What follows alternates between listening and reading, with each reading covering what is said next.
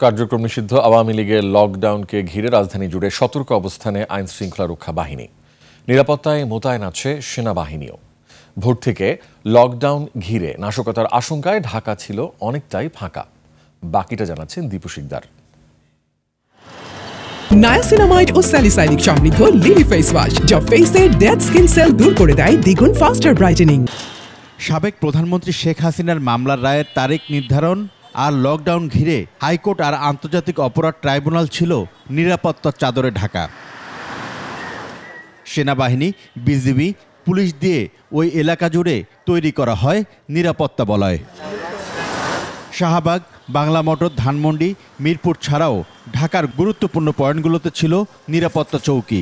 এরপরও আতঙ্কে খুব জরুরি কাজ ছাড়া রাস্তায় নামেনি সাধারণ মানুষ। তাই ঢাকা ছিল অনেকটাই ফাঁকা।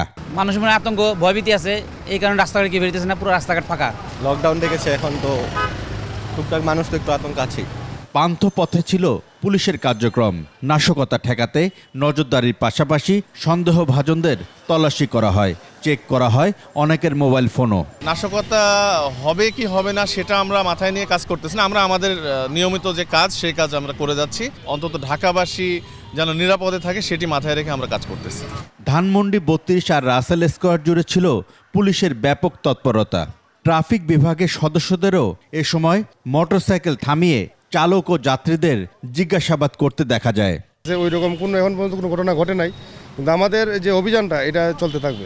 এটা আমি পজিটিভলি দেখছি। এটা চেকিং করা এটা খুব একটা আমি দোষক দেখতেছি। পুলিশের কার্যক্রম খুব ভালো এবং তারাও তাদেরকে আমরা সহযোগিতা করছি, জনগণ তাদের সাথে আছে। এদিন সকালে 32 নম্বর সড়ক থেকে সন্দেহভাজন এক তরুণকে আটক করে পুলিশ। ধানমন্ডি ছাড়াও রাজধানীর বিভিন্ন জায়গায় ছিল সেনাবাহিনীর টহল। এদিকে মিরপুর এলাকায় লকডাউন ঘিরে চেকপোস্ট বসিয়ে তল্লাশি চালায় র্যাব। এবং নিয়মিত যে টহলটা থাকে তার পাশাপাশি আমরা অতিরিক্ত টহল আমরা মোতায়েন করেছি।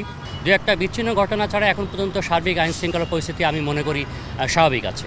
এখন পর্যন্ত স্পেসিফিকভাবে আমরা ওরকম কোনো থ্রেট সংবাদ আমরা পাইনি। নগর জুড়ে দিনভর নিরাপত্তা কার্যক্রম চালানোর তথ্য জানিয়েছে আইন শৃঙ্খলা রক্ষাকারী বাহিনী। দীপু শিকদার, 21 টেলিভিশন, ঢাকা।